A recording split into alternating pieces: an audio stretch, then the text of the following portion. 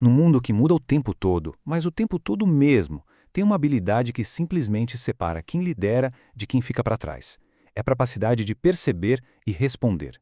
E olha, isso é mais do que só uma estratégia, é quase um superpoder no mundo dos negócios. Hoje a gente vai mergulhar fundo em como isso funciona na prática. E essa é a grande questão, não é mesmo?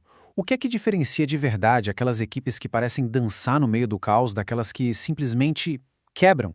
A resposta, e isso é o mais fascinante, não está tanto no que elas fazem, mas em como elas enxergam e reagem ao mundo ao redor.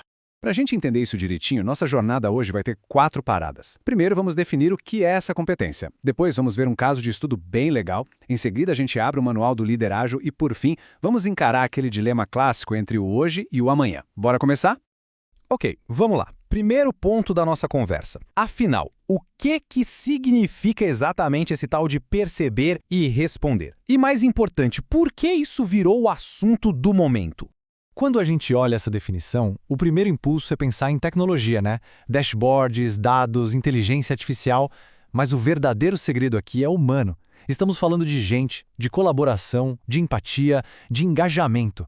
É a habilidade de uma equipe sentir o problema certo e se juntar para resolver de um jeito rápido. E pode acreditar, isso aqui não é só uma frase de efeito, não. As maiores organizações do mundo estão literalmente obcecadas por essa competência, porque no final do dia não adianta nada ser super eficiente em resolver o problema errado. Essa é a habilidade que garante que o time está sempre focado naquilo que realmente vai fazer a diferença. Tá, mas como é que isso funciona na vida real? Vamos dar uma olhada no caso fascinante, a transformação do Project Management Institute, o famoso PMI. A jornada deles é uma verdadeira aula sobre o poder de perceber e responder na prática. Olha só essa linha do tempo, que interessante. O PMI podia muito bem ter ficado parado na sua fórmula original, falando só de profissionalismo. Mas eles perceberam que o jogo estava mudando. Lá por 2017, sacaram que o foco não era mais só o gerente de projeto, mas o praticante, quem está lá na linha de frente. Em 2020, a percepção foi ainda mais longe.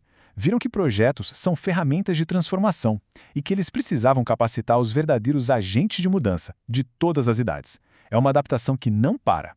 E aqui está a grande sacada do PMI. Eles não ficaram esperando a crise bater na porta. Eles usaram a escuta ativa, essa conexão com o mercado, como um motor para se reinventar, para reinventar seus serviços e, no fim, a sua própria identidade. Eles evoluíram porque estavam o tempo todo conectados. Certo. Então a gente já viu o que é essa competência e por que ela é tão importante. Agora vem a pergunta de $1 milhão. Como um líder consegue, na prática, construir essa cultura de agilidade no time? Como é que a gente sai da teoria e vai para a ação? Bom, tudo começa em criar uma organização que aprende. E o que isso quer dizer? Significa um lugar onde a segurança para testar, para experimentar, é mais importante do que acertar de primeira. Significa que entregar valor para o cliente de forma contínua e ouvir o feedback dele rápido é o padrão. E, talvez o mais fundamental, significa que humildade e empatia não são só soft skills, são ferramentas estratégicas para se conectar de verdade com as pessoas. E no coração de tudo isso, tem uma mudança de mentalidade que é chave para o líder. É sair da mentalidade de vítima, aquela que está sempre procurando um culpado, que aponta o dedo e terceiriza o controle, para a mentalidade de agente. O agente não pergunta de quem foi a culpa, ele pergunta o que eu posso fazer agora para a gente resolver isso. É uma virada de chave fundamental. E essa mentalidade de agente aparece em atitudes bem concretas. O líder ágil, ele age mais como um técnico, um coach. Ele faz perguntas em vez de dar ordens, para que o próprio time aprenda a perceber as coisas. Ele desenvolve um apetite saudável pelo risco, porque ele entende que hoje em dia o maior risco de todos é ficar parado. E ele investe pesado em inteligência emocional, que é a ferramenta máxima para responder aos cenários humanos complexos. Essa citação resume tudo perfeitamente. No fundo, agilidade não tem a ver com post-it na parede, nem com software. Tem a ver com uma cultura de responsabilidade, de se sentir dono do negócio. E isso começa pelo líder. Quando a liderança opera a partir desse espaço, ela não precisa mais controlar tudo. Ela inspira essa mesma atitude em todo mundo. Agora, mesmo com a mentalidade certa, o líder ágil vive um dilema constante, que talvez seja o mais difícil de todos. Como é que se equilibra as urgências do hoje com as necessidades do amanhã? Pensa nisso como 2 modos de operação. De um lado, a gente tem a exploração. É colher os frutos da árvore que já está plantada, sabe? Foco no curto prazo, em extrair o máximo do que já funciona. Do outro lado, a gente tem a experimentação, que é plantar sementes para o futuro, focar em inovação, em testar coisas novas, e os dois são vitais. O sucesso, como a gente vê aqui, não é escolher um lado. A grande armadilha é focar 100% em um ou no outro.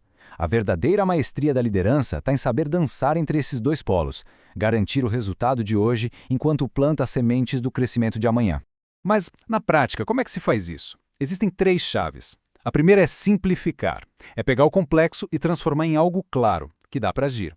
A segunda é criar momentum, ou seja, construir alianças, trazer gente para o seu lado para que as ideias ganhem força. E a terceira, que talvez seja a mais poderosa, é acender corações. É se conectar de verdade no nível emocional para inspirar um movimento e não só para executar uma tarefa. E o que é que amarra tudo isso, o que serve de bússola para decidir quando explorar e quando experimentar? É uma cultura que é obcecada por conhecimento e por estar perto do cliente. É essa conexão com o mundo real que alimenta a intuição do líder e que guia as decisões mais difíceis. E para a gente fechar, fica a reflexão que realmente importa. Olhando para a própria realidade, para o nosso dia a dia, qual é aquela única barreira à capacidade de resposta que a gente poderia começar a remover amanhã mesmo? Porque a grande transformação, ela sempre começa com o primeiro passo, com a gente tirando a primeira pedra do caminho. Fica aí a provocação.